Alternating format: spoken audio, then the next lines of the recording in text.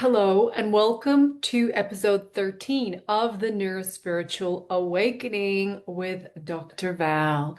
This is a solo dolo episode. I know we haven't had one of these for a while because I had an array of guests on the show, 11 guests to be exact. And if you know me, you know I love number 11. It happens to be my life path number if you're into numerology the way that I am. And it is known as the psychic number of all things. I do love it, and I love numerology. Now I'm repeating myself. So why don't we get into something new? Because that is the purpose of this solo podcast it's really to take stock where we've been, where we've gone, the kind of interactions and conversations we've had, and revelations, hopefully, and awakenings through the last 12 episodes and what next kind of thing.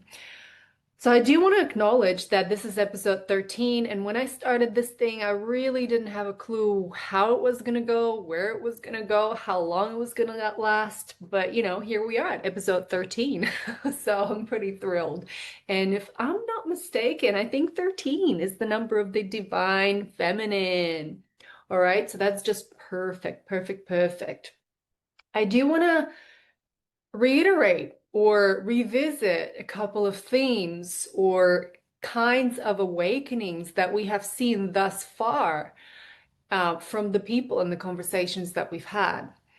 So the first guest I had on the show, if you don't remember, this is episode 2, was Emily Knowles, who is a clinical psychologist, a lawyer, and is now supporting all the lawyers of Victoria as their well-being coordinator. And her awakening process really happened through this intimate relationship that she has with yoga, her yoga practice. So that was that flavor of the awakening process. And then in episode 3, we had Narita McInnes, who happens to be one of my favorite podcast hosts. She used to host the Rock the Ripple podcast, which was incredible. I think there was 101 episodes altogether. And if you haven't tapped into that, you should definitely go and listen to it because it is incredible. But her awakening journey was gradual, as she said. It wasn't one of these big moments like I explained to you was for me in episode 1, right? My awakening in 2013 that blew my mind through a Native, American and ancient ceremony where I really, really, really experienced what I had thought all along, that time doesn't exist, it's not linear, that there's way more many dimensions out there than the 3D. Again, I'm not going to go into the depth of it. If you haven't listened to it, go back to episode number 1. However, Narita's awakening process was gradual. And if that's the case for you, well, hey, you know what? That's your process. And that is one of the things that I discovered as a host of this podcast is that no two awakenings are alike. In fact, the awakening process is different for everybody. And there are layers or waves to it within or throughout your own lifetime. So you could be going through one sort of awakening right now, or, the awakening that I had in 2013 is quite distinct from the awakening that I've been experiencing for the past year as a result of, having had a baby and being a mom, and starting my own business like that. So there are different waves and flavors throughout a person's lifetime.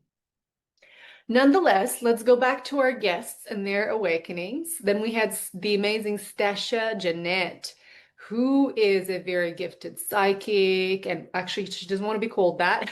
She is a multi-dimensional being. She really is. And what an incredible human being, the ability to be in so many dimensions all at once, and yet also be able to be present here in the 3D with you and I. And we discussed her awakening process and how she was put on so many different medications from age 4, basically, for like 20 plus years, and then was able to wean herself off those and become who she is and be awake to that through that process, that kind of inner healing, inner work that was done. So that was her flavor of it. And then we had Brian Meyerhofer, which was a very engaging conversation, episode 5. You should definitely go and listen to that if you haven't. But with Brian, we really explored how, the inner struggles are not necessarily all that bad, that there's gold in them hills. I remember saying that to him, even that, whatever you think are the hardest or the lowest or the most, just unfortunate moments in your life actually may be the sources or the source of your awakening. And I could definitely relate to that because since 2020, I have undergone some very interesting circumstances in my life. That is a conversation for another time, but lots of changes, lots of like relationship progression, stuff like that. But things that I thought were really, really, really terrible at the time actually turned me out into who I am today. And knowing myself as that kind of person is pretty amazing. So that was episode number 5 and that flavor of awakening. Now, we then talked to the beautiful, gorgeous master numerologist Georgina Grace, who also happened to be my doula. She is a doula as well. We haven't even tapped into that with her yet, but we did speak about awakening through physical wellness, starting from unwellness, being so unwell, your body being so unwell that then you use that as your resource or source to awaken to something beyond the physical, and then go back to the physical, get yourself well, that kind of thing. So that was that flavor. And then, of course, in episode 7, we spoke to the incredible Alandra Markman in his journey from, being time regressed, being exposed to all sorts of alien species, different timelines that Earth has been through. I mean, wow, that was an incredible conversation. And if you are not awake to that flavor yet, definitely go and listen to that. And then we spoke to Selena, a master EFT coach and trainer, and awakening through listening to your higher self, being so quiet and present enough to hear your higher self guide you. And that is that flavor of the awakening, which is also very special. I mean, they're all special. And in episode 9, we had Rachel Vaughn, who's been a whistleblower of satanic ritual abuse, a real force of nature in the realm of speaking and being for children and the ascension or the evolution and of this planet. And we also spoke about ascension and awakening of Mother Earth herself, which has happened and is happening now and causing our awakening along with it. So it's very beautiful in all the different nature beings, spirit beings, people that are working alongside Mother Earth to facilitate her and our awakening.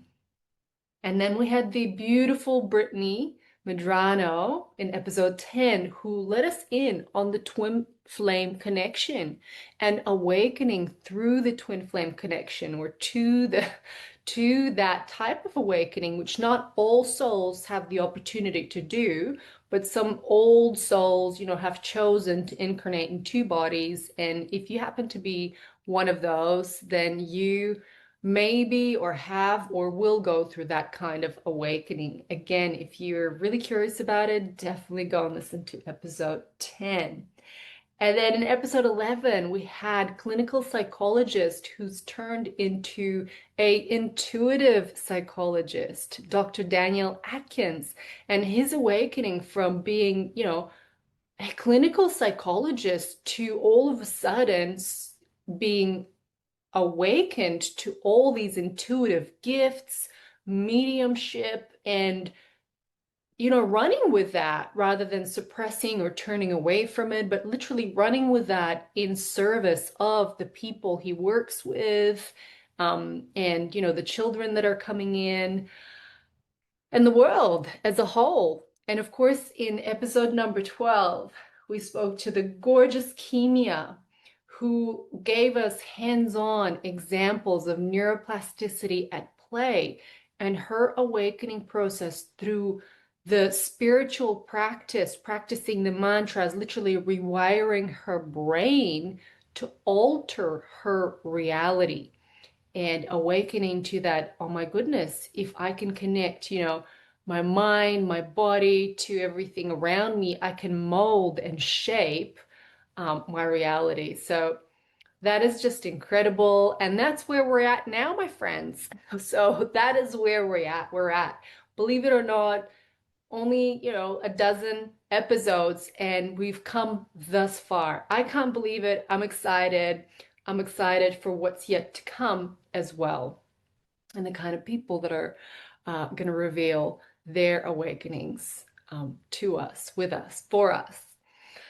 Nonetheless, there is also a topic I wanted to discuss with you in this particular episode. Of course, being a behavioral neuroscientist, I am crazy interested in the works or the inner works of our brain. And one thing popped into my head, okay?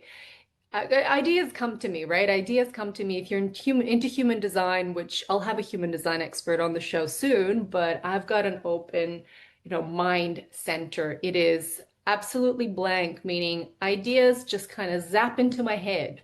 They really, really do. And this was one of them. So the idea that zapped into my head is, how we talk about the limbic system.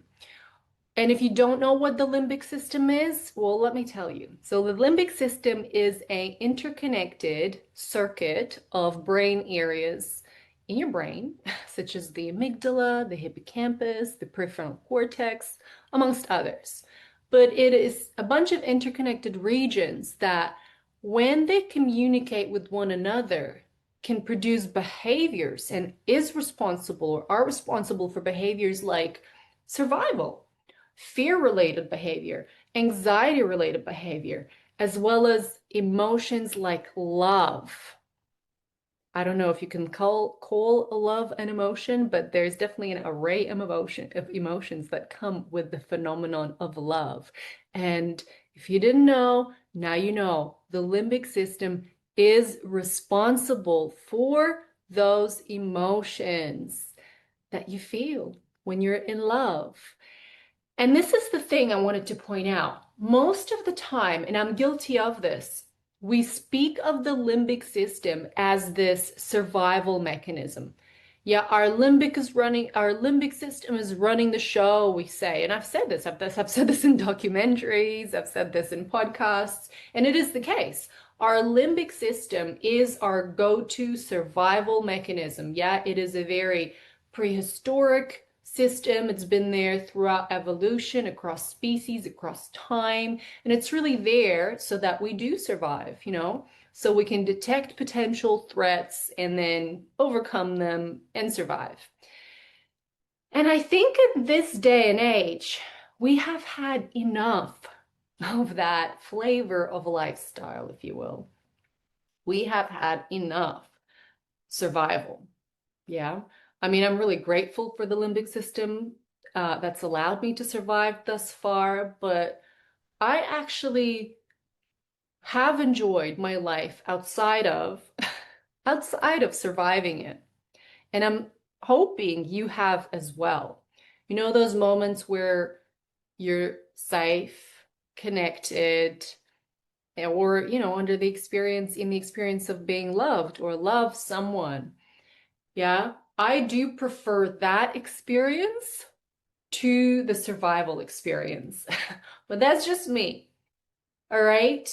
And here's where I'm going with this. See, the limbic system is the system that is also responsible for that flavor of living, where you do experience safety, connectedness, being nurtured, nurturing others.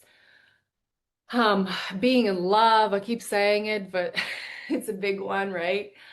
So if you do love that, experiencing those things in your life, then again, it's thanks to the limbic system. However, it doesn't have a big rep for it. It has a big rep for being the survival mechanism of our brain, but not, the love center. And that's actually the rep that I want to give it from here onwards, is the limbic system is the love, the source of the love center in our brain. Yeah, I know we love with our hearts, and there's this whole, electromagnetic field that's coming from our hearts that much bigger than from our brain, but I'm not even talking about that. I'm just talking about the brain because I'm a neuroscientist. And the limbic system being the source of the thing that generates all those emotions and involves hormones like oxytocin, which is the love hormone. Yeah, it's the hormone that allows for uterine contractions during delivery of a baby.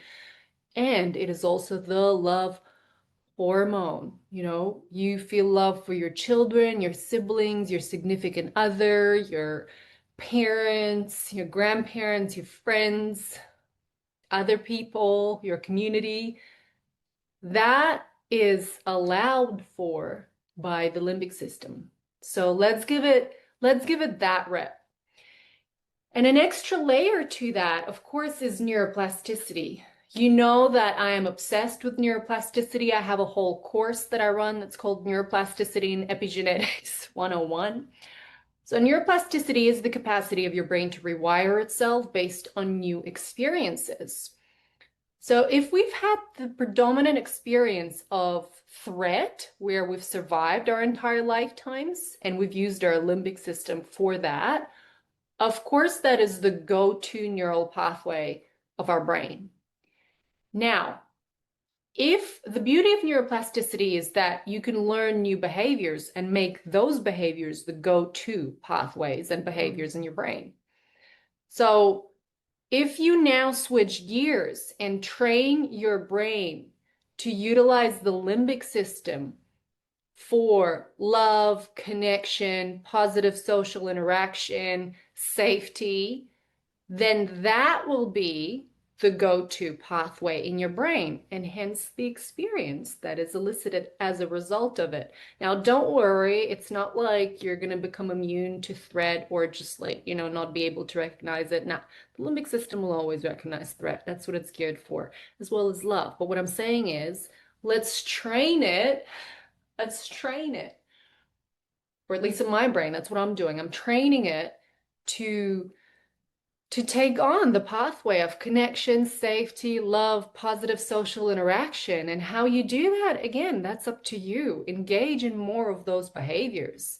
That's the brain gym for you. That's how your brain will turn it into the go-to pathway, is if you do engage those behaviors. So if you do engage in juicy, beautiful, powerful, empowering social interactions with friends on the daily, or if you really experience love for someone and are present to that on the daily, maybe sit in the gratitude of that experience to fortify those neural pathways, those neural connections.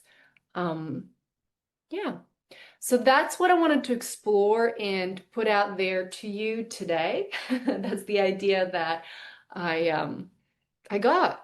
And I'm going to explore it even further, and stay tuned. Again, if you're into this podcast, please follow the podcast, share it with someone you love or someone that you think may gain something from this. If you're into neuroplasticity, definitely check out my course. I'm about to make it into a self-paced thing, so stay tuned. Otherwise, we can connect through Insta, here on YouTube, or you can go to my website. Again, I hope this has been of value to you, and I've absolutely loved having this conversation with all of you, even though it looks like I'm talking to myself, but I can just feel being connected. So again, thank you for listening, and I'll see you on the show next time.